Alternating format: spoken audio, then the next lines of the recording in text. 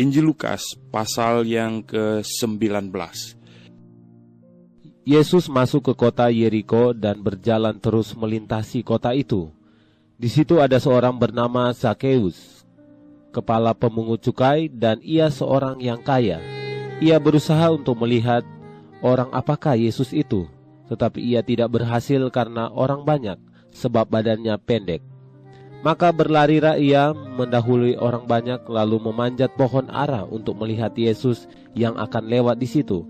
Ketika Yesus sampai ke tempat itu, ia melihat ke atas dan berkata, "Zakeus, segeralah turun, sebab hari ini aku harus menumpang di rumahmu."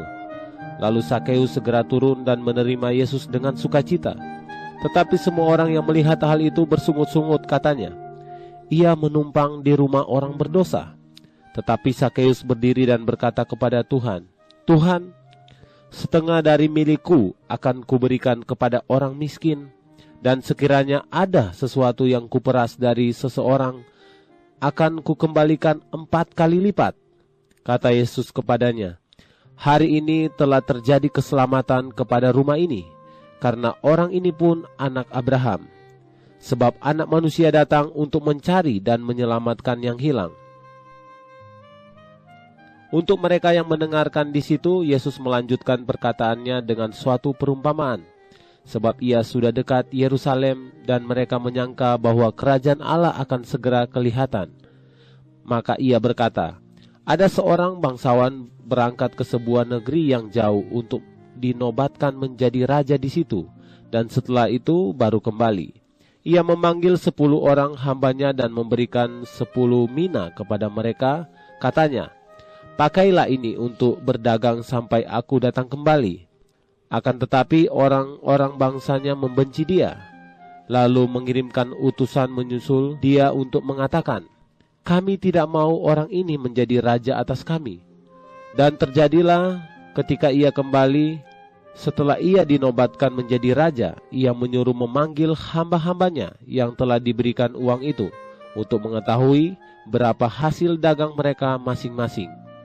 Orang yang pertama datang dan berkata, 'Tuan, mina tuan yang satu itu telah menghasilkan 10 mina.' Katanya kepada orang itu, 'Baik sekali perbuatanmu itu, hai hamba yang baik. Engkau telah setia dalam perkara kecil, karena itu terimalah kekuasaan atas 10 kota.' Datanglah yang kedua dan berkata, 'Tuan, mina tuan telah menghasilkan 5 mina.' Katanya kepada orang itu, 'Dan engkau kuasailah 5 kota.' Dan hamba yang ketiga datang dan berkata, 'Tuan, inilah mina tuan. Aku telah menyimpan dalam sapu tangan, sebab aku takut akan tuan, karena tuan adalah manusia yang keras. Tuan mengambil apa yang tidak pernah tuan taruh, dan tuan menuai apa yang tidak tuan tabur.' Katanya kepada orang itu, 'Hai hamba yang jahat, aku akan menghakimi engkau menurut perkataanmu sendiri. Engkau sudah tahu bahwa aku adalah orang yang keras, yang mengambil apa yang tidak pernah aku taruh dan menuai apa yang tidak aku tabur. Jika demikian, mengapa engkau tidak kau berikan kepada orang yang menjalankan uang? Maka sekembaliku aku dapat mengambilnya serta dengan bunganya.' Lalu katanya kepada orang-orang yang berdiri di situ, 'Ambillah mina yang satu itu daripadanya dan berikanlah kepada orang yang mempunyai 10 mina itu.' Kata mereka kepadanya, 'Tuan, ia sudah mempunyai 10 mina.' Jawabnya, 'Aku berkata kepadamu, setiap orang yang mempunyai, kepadanya akan diberi, tetapi siapa yang tidak mempunyai, daripadanya akan diambil juga apa yang ada padanya. Akan tetapi semua seteruku ini yang tidak suka aku menjadi rajanya, bawalah mereka kemari dan bunuhlah mereka di depan mataku.' Dan setelah mengatakan semuanya itu, Yesus mendahului mereka dan meneruskan perjalanannya ke Yerusalem.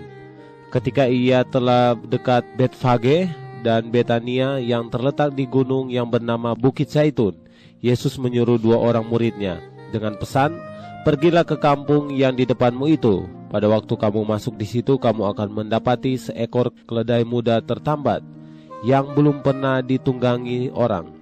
Lepaskanlah keledai itu dan bawalah kemari.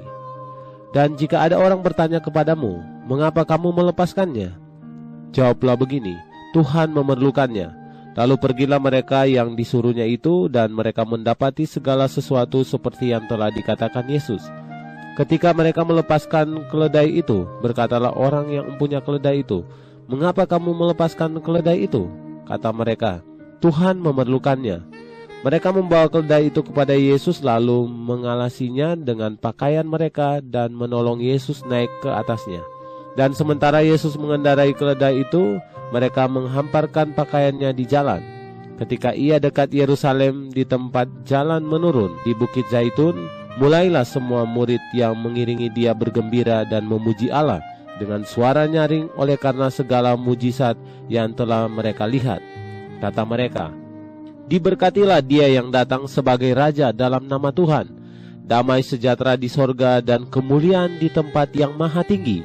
Beberapa orang Farisi yang turut dengan orang banyak itu berkata kepada Yesus, "Guru, tegurlah murid-muridmu itu."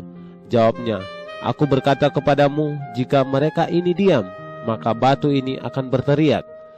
Dan ketika Yesus telah dekat dan melihat kota itu, ia menangisinya.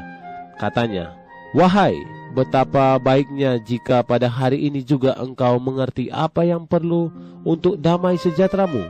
Tetapi sekarang hal itu tersembunyi bagi matamu, sebab akan datang harinya bahwa musuhmu akan mengelilingi engkau dengan kubu, lalu mengepung engkau dan menghimpit engkau dari segala jurusan, dan mereka akan membinasakan engkau beserta dengan pendudukmu, dan pada tembokmu mereka tidak akan membiarkan satu batu pun tinggal terletak di atas batu yang lain, karena engkau tidak mengetahui saat bila mana Allah melawat engkau." Lalu Yesus masuk ke bait Allah, dan mulailah ia mengusir semua pedagang di situ. Katanya kepada mereka, "Ada tertulis, rumahku adalah rumah doa, tetapi kamu menjadikannya sarang penyamun." Tiap-tiap hari ia mengajar di dalam bait Allah. Imam-imam kepala dan ahli-ahli Taurat, serta orang-orang terkemuka dari bangsa Israel berusaha untuk membinasakan dia. Tetapi mereka tidak tahu bagaimana harus melakukannya, sebab seluruh rakyat terpikat kepadanya dan ingin mendengarkan dia.